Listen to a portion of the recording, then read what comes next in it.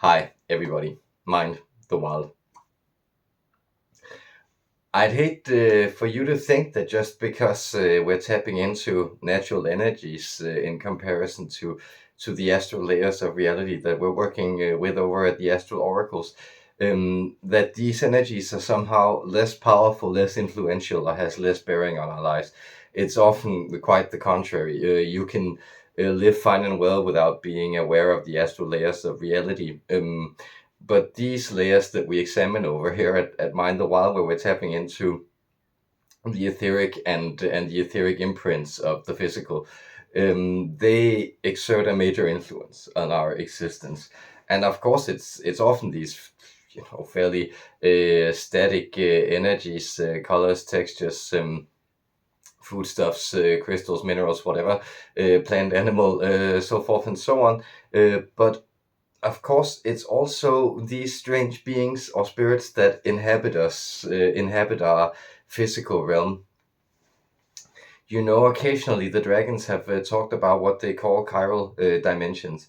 It's a term for chirality, is a term borrowed from chemistry that speaks to the fact that when you synthesize molecules, you get these so-called isomers that have different spatial orientations, so they're kind of mirrored in different ways that have different affinities to the receptor sites that they attach to.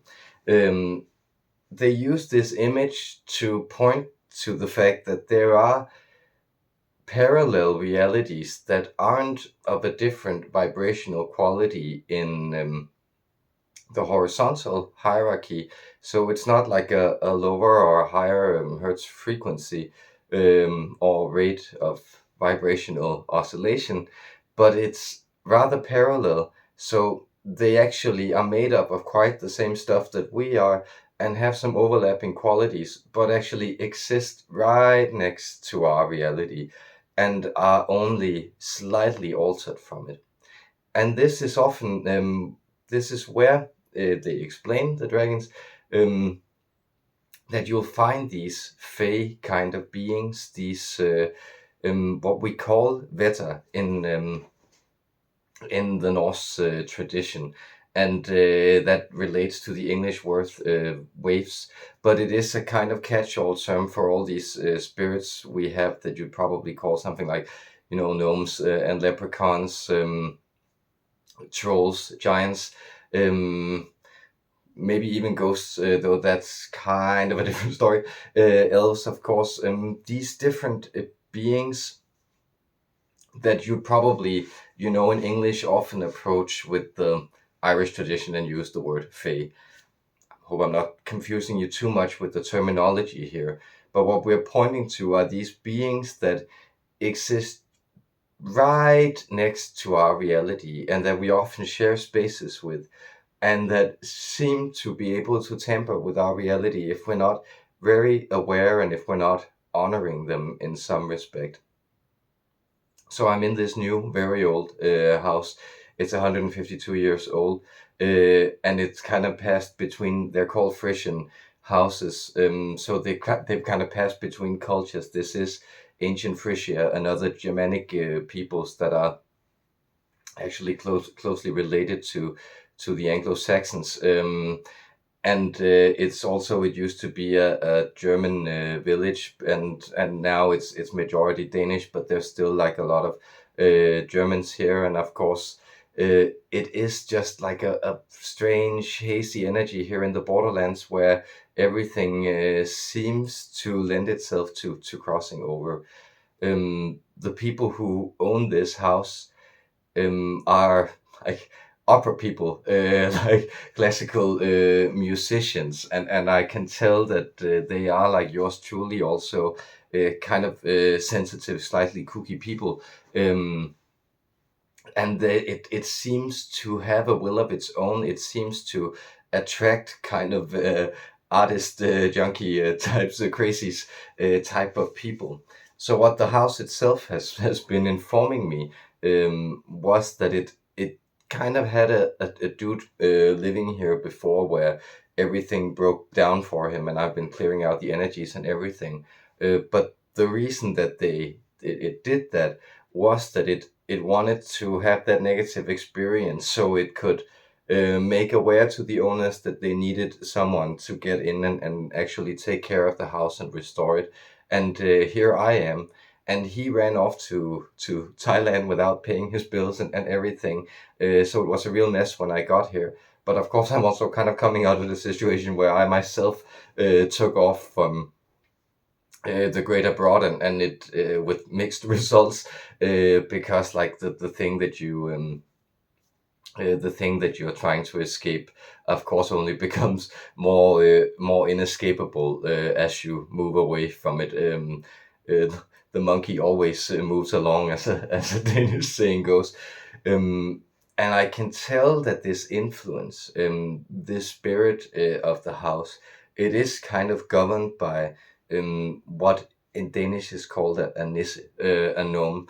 And this is very traditional folklore in the culture, that like every farmhouse, and often also natural places, forests, woods, churches, even they'll always have like this resident gnome, this nisse, that you need to honor. And if you honor him, he'll be very happy with you. Like, he'll make sure that things are in order. If you don't, mischief will happen out in the corners of the farm, or somebody will open the pig pen, or let the fox into the hen house, or something. Like, the barn door will all of a sudden not want to behave. It's these things that they begin to influence. And I can tell also, as I've been adjusting to this, and my vibration has been shifting, that it seems I've had a lot of those experience of missing objects, getting really frustrated, feeling like I was really being tried by the situation. And every time I honor that and try to move into the spirit of the place, he or the house seems to accommodate that in an interesting way. And there is an upper floor that I'm barely moving into, because I've kind of been, slowly colonizing the place, just cleaning a whole lot, and making it making it approachable again, and restoring its energies. So the top floor up under the thatch roof, where there is a single room, is still kind of wild and tucked away. And then yesterday I put up a plate with an apple, and an apple and some almonds and some cannabis, and that kind of seemed like there was I had a very strong feeling of these things I should put up there, and these things he's not interested in, and I can tell that has kind of restored the mood of the house. Being in it today, that there's like a peace to the entire quality and texture, the energetic textures of the house, which is it's very interesting to be in. I'm quite enjoying it. I'm also getting, like, he would actually have appreciated some hard liquor, but I don't drink, so I don't have any in the house. But they can be a little rough and tumble, these natural spirits, unlike the angels, or somebody who are like very serene and clear in their dealings with us. These energies are very playful, very tricky. But almost all traditions, as far as I'm aware, have this way of honoring the spirit of the house. In Latin, they're called rares, or lares in English, Lares. The house gods, the small deities that you keep and you honor in your own house space. And it seems to be an important element of living, especially in older places. I haven't quite figured out how this may apply to apartment buildings, but definitely old apartments also seem to have like strange qualities that have uh, kind of accumulated themselves in their energetic field. So what I want to do is I'd like to get a guide, a more let's say tutorial kind of instruction to how to connect with the spirits of your place, and connect to them, to the resident nisse in your house or dwelling. And who better to talk to on this than God, Heimdal. I don't think I've ever channeled him before. Heimdal is also one of the Aesir, the main race of gods in the Norse tradition, but he's the guardian who guards the rainbow bridge that leads from the realms of men into the realm of Asgard, where the gods live. And he has this strange quality of being. I think he's born from 9 women, and he can hear the grass grow, and understand animals. And like it's like a very shamanic, natural shamanic figure in that way, who bridges also these different worlds. So let's see what he'll teach us about making peace with the spirits around you, these chiral little spirits, these fey beings that can be very madness inducing and provocative if we don't honor them, but can also uh, really bring qualities such as luck and prosperity to our lives if we do. So thank you for being here, and much love to you out there.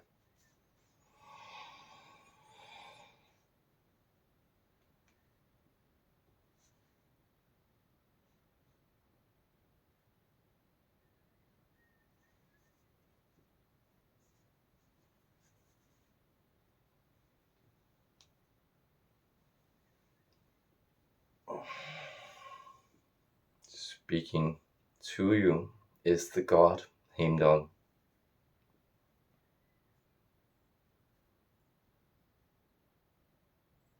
I hear inaudible whispers in the audible world. I see what is unseen in the visible realms. I feel what is ever present and thus never felt in the felt realms. In the realms of emotion, I register that which does not enter the mind or the heart in word. I honor and pay homage to all the small links that bind the world of creation together.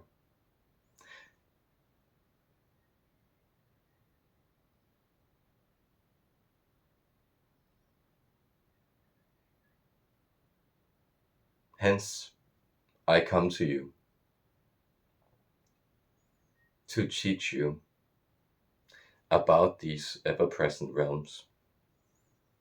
They are right there, and they are as dynamic as you are. This is the quality that brings imbalance on the scales of energy in a human home, in your dwelling. Other species, other beings, other creatures with their own ways of living, their own outlooks, seasons, rhythms, and worlds. They take up residence with you. Sometimes they have already been there for quite a long time, and you come along clumsily, dropping a house in the middle of their village. You erect a bedchamber on their cemeteries. You put up a kitchen in their sacred spaces, and you expect these beings not to be upset with you. This is often the case when you settle too hastily and with blueprints and agendas that do not accommodate the natural flow of energies in the landscape that needs to be honored in every home that is erected. Therefore you find much rage and madness, much out-of-mindedness, much pathology, to use an impression or an expression for that modern way of viewing things that you humans get up to. You find that present in spaces that are not aligned with the natural flow of energy, with the arrangements of the natural world and the spirits that arise from it.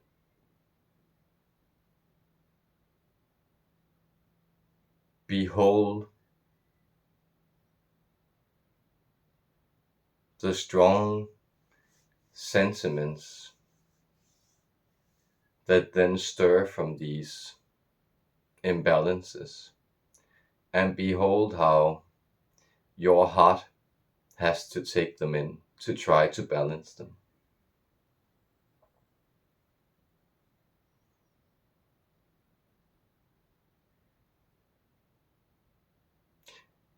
This means that you should always attempt to feel, understand, and come to terms with the natural conditions where you dwell. How is the light? How is the season? How are the airs that sweep through this place?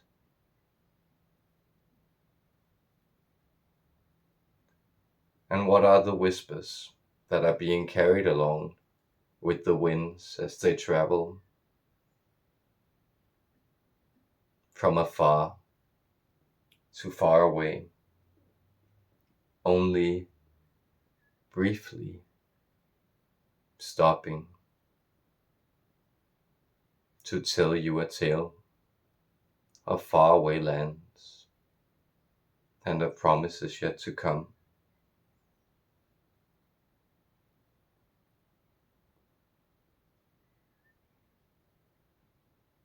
How do you work with these spirits that surround you? You begin from the natural world where they are already connected. And if you remain in that connection, they too will honor that. In your garden, make sure to make place for the birds and the bees as well, for local flowers to also have a place to flower, for a certain wilderness to be accommodated.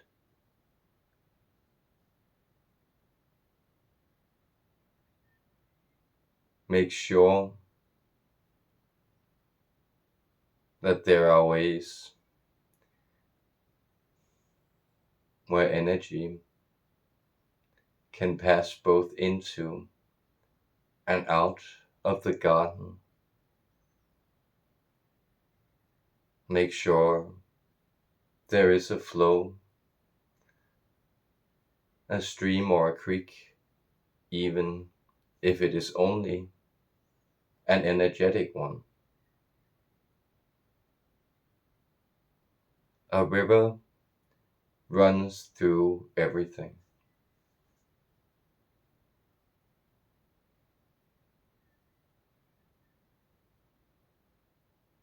To these secret realms, you are more like a collection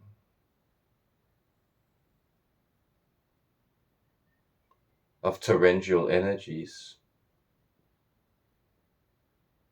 flows of force and ether moving through a physical frame.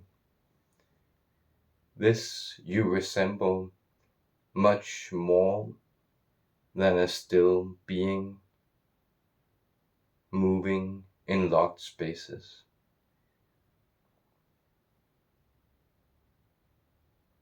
Now, to address the question at hand, the spirit of your house, of your houses and homes, they do not like locked spaces. They wish to see life thrive there. They wish to smell food cooking, breath moving, plants growing in the windowsills. Therefore, also notice that when you come to houses that have been uninhabited for a long time, it is as if they have been abandoned not only by humans, but other beings as well, and the spirits that now reside there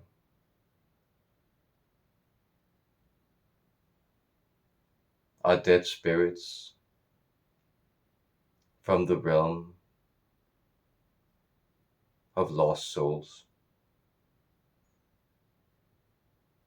Therefore,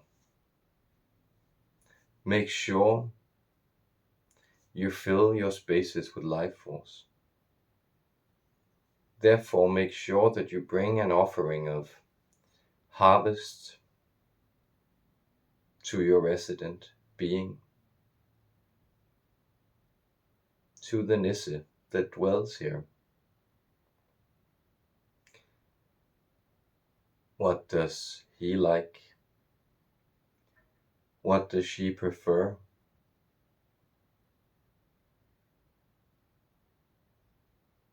Do you need to pick some flower petals from your garden and make a potpourri and put it in a forgotten corner of your house to enliven that? Because that will help this little being sharing your space, living in this realm just next to you, to bring life and flow into your shared reality, to restore health, happiness, vitality and light to this space. Are there things that you enjoy in your home?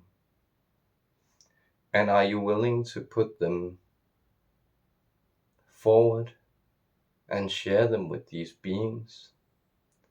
Because if you are, they will reward you with the connection. And the connection they reward you with, it is a connection to what is healthy and vital for the both of you. They are rewarding you with the proper operations of the home, the proper flow, and therefore all is well with the animals, all is well with the airs, all is well with the mood in the happy home that allows for and honors the presence of these other beings, that allows for them to aid you in the shared restoration, the continual enlivening, the breathing of your living space.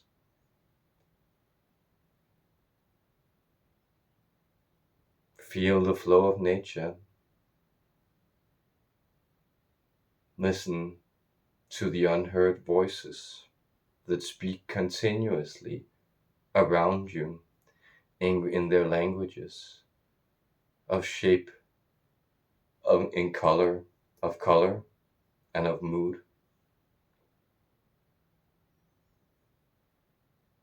Hear the song of ambience wherever you go. Become attuned to it, and you will not fail in honoring and understanding the fierce fate that bring fear to all hearts blind to them, in order that they may awaken to the strong energies of the natural world. Feel the force of life and let it live in you and around you. I, God Heimdal,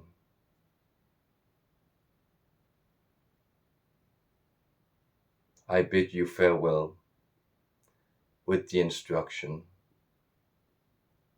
to know your place,